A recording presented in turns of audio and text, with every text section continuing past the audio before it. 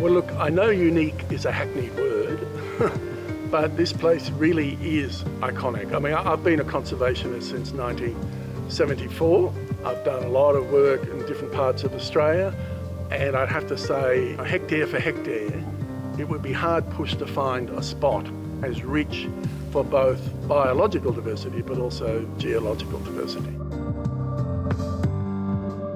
I've been bushwalking for all my life, and it doesn't really take long for one to fall in love with Gardens of Stone.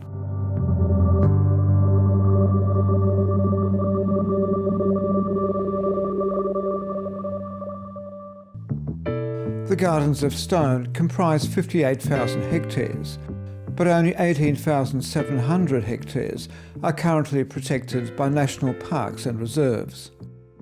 Over 39,000 hectares remain unprotected and are impacted by mining, quarrying and forestry. The unprotected area extends mainly over the sandstone pagoda landscapes of the Nunes, Benbullen and Walgan state forests. The region is only 2 hours from Sydney and close to nearby Lithgow. It's a bug that almost anyone catches, and this is why I take people into this area. I take regular walks a couple of times a week. But there are very few tracks to start with, but it's much more exciting and challenging, and most of this area is hardly explored. We don't just walk for the beauty of it or for the physical part of it, but we also intensely explore the terrain. We look at the plants, we look at the geology, we look at heritage sites, and the whole point then is to educate people and raise awareness of the different sites that this area has to offer. Now we're above some of the Walgan loops. We're looking back at some of them, whereas the rest of them are still ahead of us.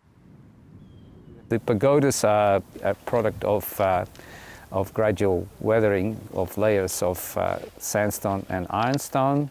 They're named pagodas by one of the early surveyors, but they do like a little bit like the Chinese pagodas because the ironstone doesn't weather as fast as the sandstone underneath the ironstone.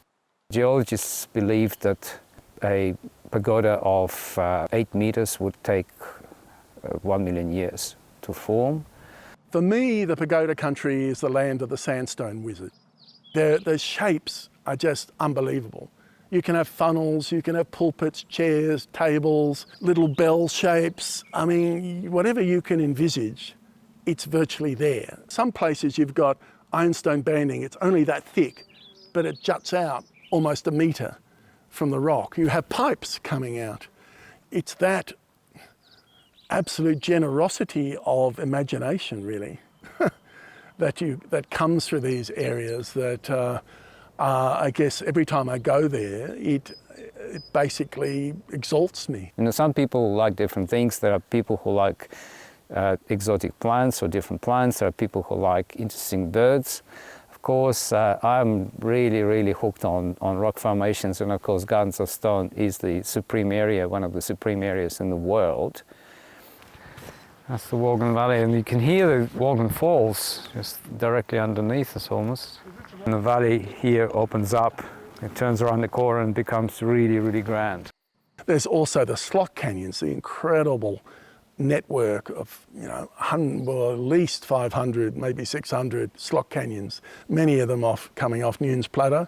There's also the bottleneck valleys, so the very wide valleys that suddenly choke down to a little gorge. And they're also internationally unique. So there's 3 aspects of geodiversity that are in this one little area, plus you've got all the rare and threatened species and ecological communities that are also found there.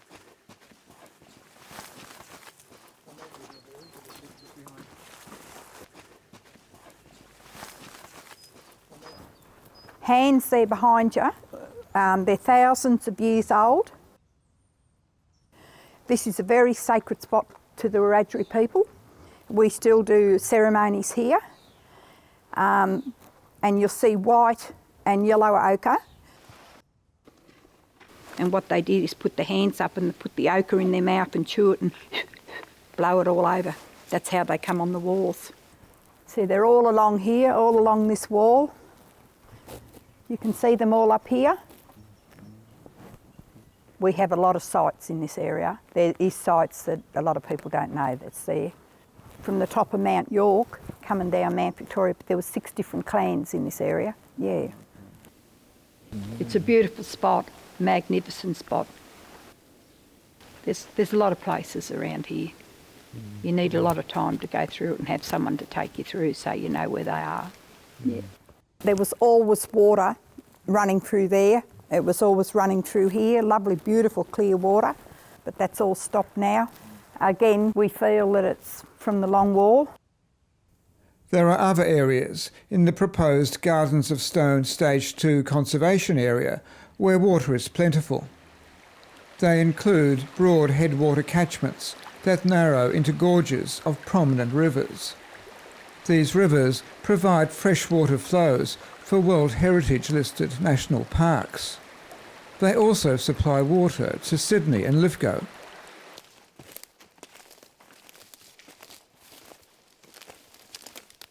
We've got maps where the underground mining is under the Gardens of Stone region. You see this pagoda is split there. Well, the pagoda is split in the middle, right? You can trace the split right through. I don't think anybody would argue that this is possible to rehabilitate this sort of stuff, because these pagodas took millions of years to form, and it's not something that you can fix with a bag of cement or any other means, even given the money, given all the money in the world.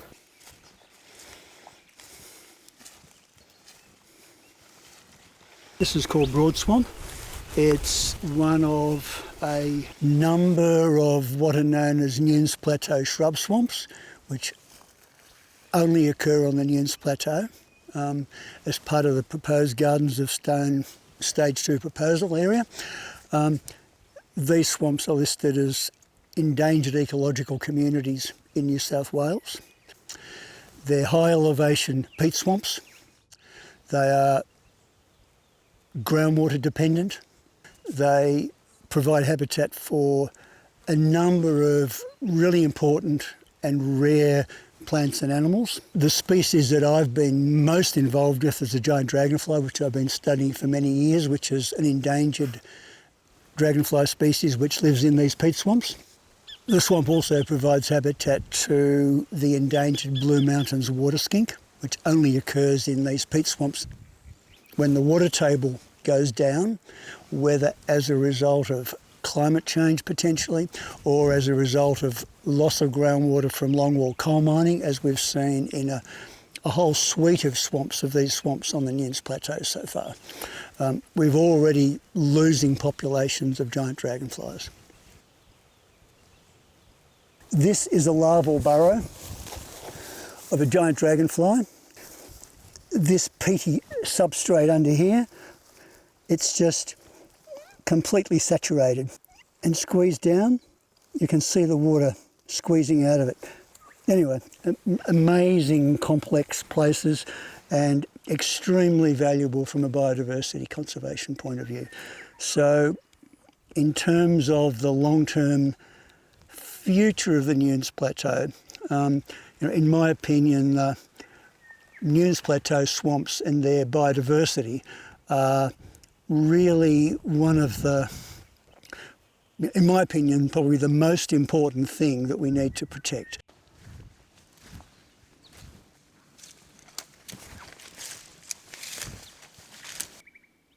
And even before the longwall panels had even approached within half a kilometre of the head of this swamp system, the water table in the swamp basically disappeared. You can see by this fibrous mat of organic matter the risk of drought followed by fire. This whole place will be completely transformed. It'll basically be scoured down, and progressively it will just be scoured down and keep collapsing.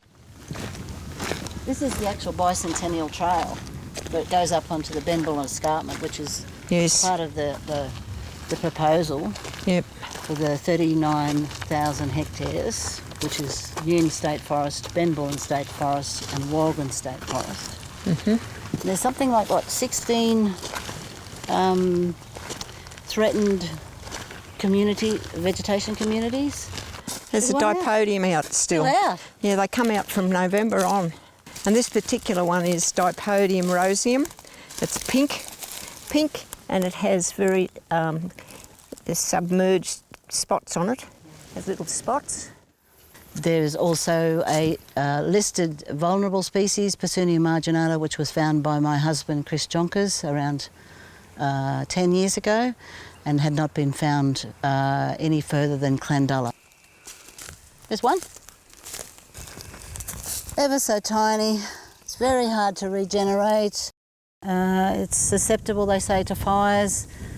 Insects don't seem to help with pollination, so it's one that needs to be looked after more, and this is one of the only locations along this strip of Benbourne State Forest where this was found only 7 or 8 years ago. The Personia marginata is one of 42 threatened flora species. Together with 16 endangered ecological plant communities, they are proof of the area's biodiversity. Nyun State Forest, with over 800 flora species, can claim its mark as being the 20th most floristically diverse out of all 550 state forests and 850 national parks in New South Wales.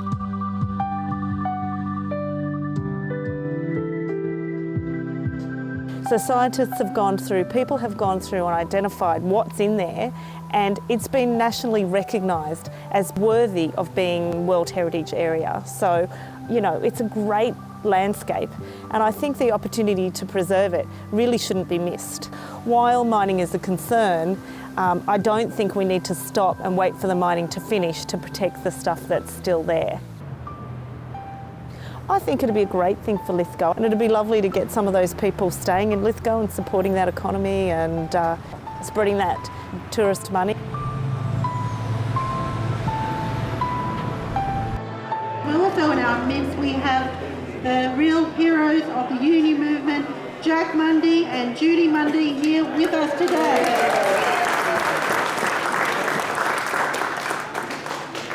We also have the Deputy Mayor of Lithgow, Wayne McAndrews. Welcome, Wayne.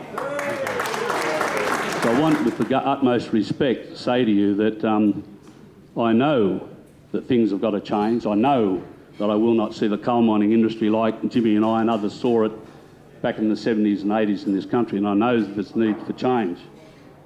But I say, please don't demonise the industry, and especially please don't demonise the people that work within the industry, the men and women that work within the industry. Thank you all very much.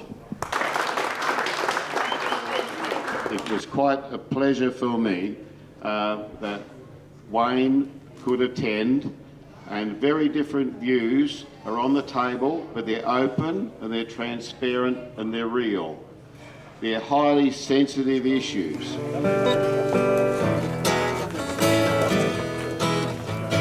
Wedge-tailed eagle soars high above the valley, where ancient pines have forever grown. Wombat sleeps in his den among the tree roots, hidden away in the gardens of stone. Pagoda daisy bright as morning sunshine, growing where other flowers are unknown. One of nature's treasured small surprises, surviving here in the gardens of stone.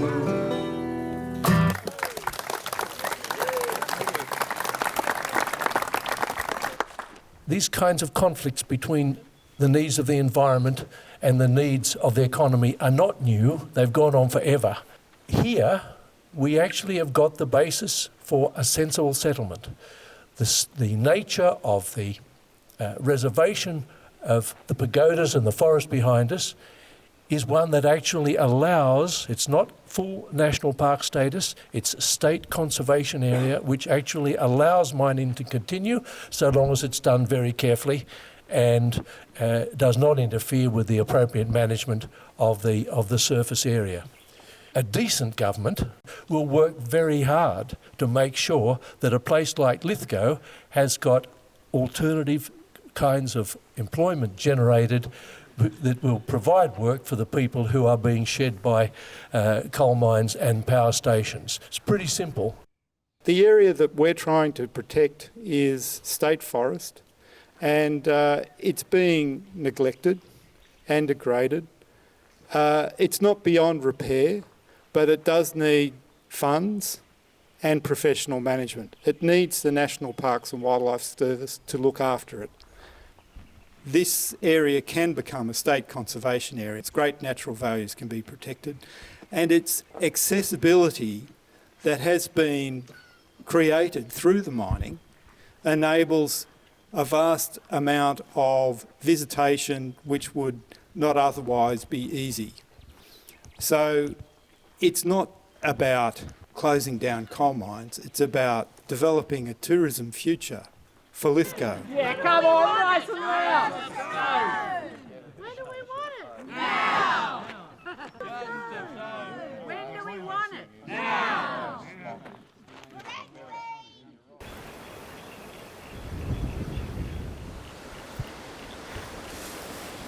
But look at all the ironstone banding in the cliffs. It's such a great illustration of what happened probably 20 million years ago.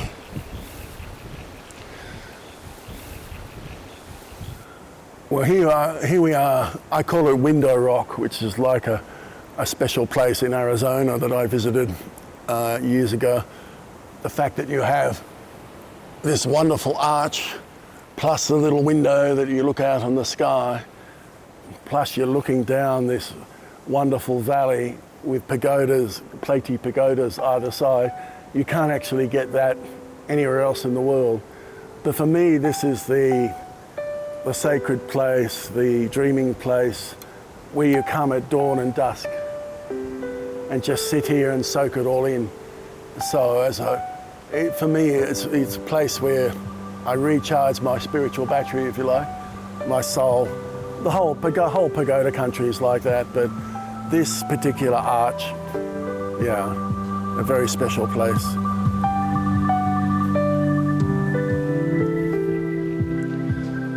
Geologically spectacular and biologically rich, the Gardens of Stone is one of Australia's last great unprotected forests. It is a significant place for Aboriginal people, with many sacred places of rock art and shelter. It is a unique landscape of fragile beauty, from its imposing cliff lines and impressive pagoda sandstone formations to gentle grassy woodlands, interspersed with ancient upland peat swamps. The pagodas have been scientifically assessed and found to be of international significance. Conservation management of these sandstone landscapes would not threaten responsible underground mining and will protect the Lithgow region's best natural attractions.